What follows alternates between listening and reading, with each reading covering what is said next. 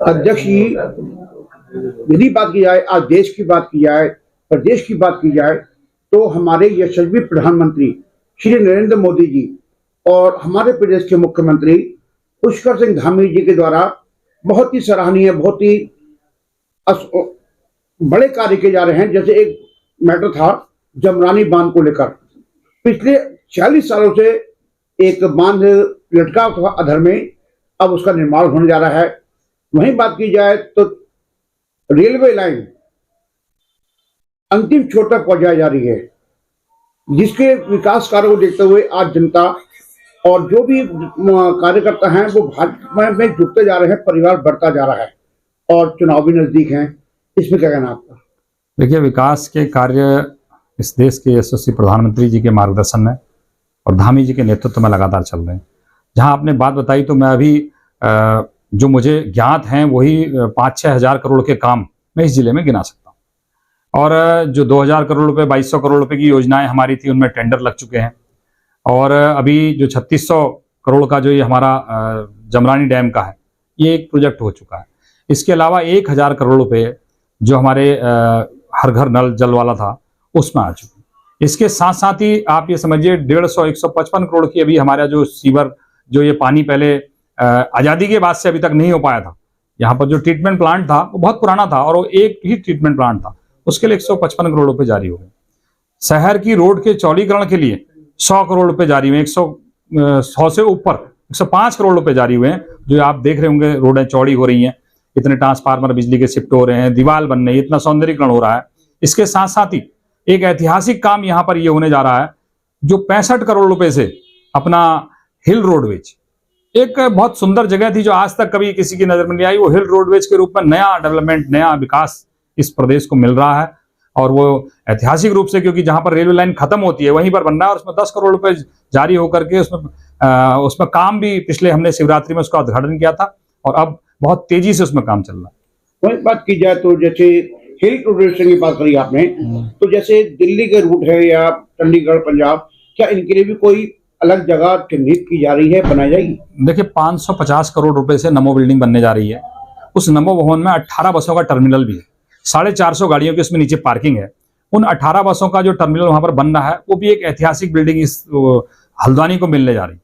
तो मैं कहूंगा कि हल्द्वानी का पूरा स्वरूप, जो नगर निगम का पूरा क्षेत्र है, आप कुसुमखेड़ा में देखिए, आप चौराहे को देख करके, लाल डाट के चौराहे को आप देखिए, आज आरटीओ वाली रोड को देखिए, आप हल्द्वानी से रामपुर रोड को देखिए और बरेली रोड में जाकर के हाईवे को देखिए, आप स्टेडियम को देखिए। तो मैं कहूंगा विकास कार्य भी तो मैं गिना रहा था आपको, अगर मैं पहुंचूंगा इनको सीधे सीधे गिराने में तो 20,000 करोड़ के आसपास का सीधे डेवलपमेंट दिखता है।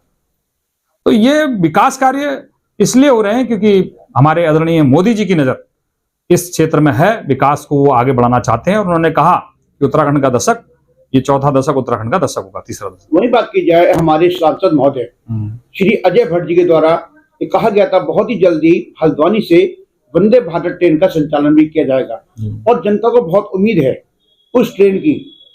तो कब तक उसकी संभावना की शुरू हो सकती है? देखिए, हल्द्वानी का जो रेलवे स्टेशन है उसकी जमीन की बहुत दिक्कत है यहाँ पर, क्योंकि वहाँ की जो जमीन है वो अतिक्रमण में आ गई थी, अभी है उसमें केस चल रहा है। और एक तरफ वहाँ गौला नदी बहती है। अब गौला नदी की तरफ को जो डेवलपमेंट है वो जा नहीं सकता, क्योंकि वो नदी है और नदी कई बार किनारों को बहा ले जा रही है। अभी 18 करोड़ रुपए से केवल एक पटरी को बचाने का काम किया गया, इतनी बड़ी नदी वो पटरी पूरी बहा ली गई।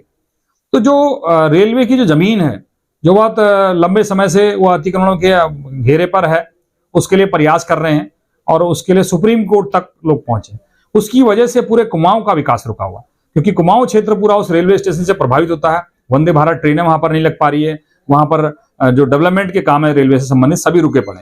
देखिए, अभी जो निर्णय रहेगा सुप्रीम कोर्ट में, अभी वो लंबित है प्रकरण, तो शीघ्र ही कोई निर्णय जो भी आएगा उसके बाद ही वहां पर डेवलपमेंट शुरू हो पाएगा और रेलवे की सुविधाएं मिल पाएंगी। एक अंतिम सवाल, भारतीय संभाग कार्यालय हल्द्वानी में देखा जा रहा है कि एक बहुत ही उत्साह का माहौल है, चाहे वो कार्यकर्ता हो, पद अधिकारी हो, आप हो, जो भी हो। लेकिन वहीं विपक्ष का देखा जाए तो सन्नाटे में है, गहरी नींद सोए हुए हैं। इसका क्या कारण है? देखिए, मैंने कहा ना, जो विकास की आंधी है, इस विकास की आंधी को जनता ने देखा। मैं एक पुराने हमारे विधायक भी रहे और कमिश्नर भी रहे, जोगाराम जी, उनके साथ हम बैठे थे, तो उन्होंने कहा कि जो 2014 से पहले इतना पैसा जो सरकार के पास था ये कहाँ जाता था, आज वो पैसा जनता के पास पहुंच रहा है, बहुत बहुत योजनाओं के माध्यम से पहुंच रहा है। इसलिए भारतीय जनता पार्टी हर जगह जीत रही है, आगे बढ़ रही है, क्योंकि लोग समझ रहे हैं कि जब भारतीय जनता पार्टी को जिताने का मतलब राष्ट्र को आगे बढ़ाना है, अपने बच्चों अपने औलादों के लिए आगे का मार्ग प्रशस्त करना है। इसलिए ये जो काम हम कर रहे हैं ये अपनी पीढ़ी के लिए कर रहे हैं। इसलिए इस पुनीत कार्य को लोग समझते हुए हमारे यहाँ मतदान को बढ़ा रहे हैं और जल्दी ही भव्य जीत और पूरे प्रदेश में निकायों के रूप में हमारे सामने आने वाली है। और मैं यहाँ देख रहा हूं कि मेरे पास 21 उम्मीदवार आ चुके हैं अभी तक और उनमें उत्साह भी है। तो ये समझ में आता है, जहां दूसरी तरफ कहीं 2-4 उम्मीदवार भी नहीं मिल रहे, वहां 21 उम्मीदवार हमारे पास यहाँ पर लिस्ट हो गई और लगातार बढ़ते जा रही है। और इसमें हर वर्ग का व्यक्ति, ऐसा नहीं है, इसमें सिख समुदाय से भी हैं, इसमें मुस्लिम समुदाय के भी आवेदन यहाँ पहुंचे हैं, इसमें हर समाज हर उसके लोग यहाँ पहुंचे हैं। तो मैं मानता हूं कि भारतीय जनता पार्टी की लोकप्रियता आज जन जन तक पहुंची है, ये आगे भी बढ़ेगी। धन्यवाद।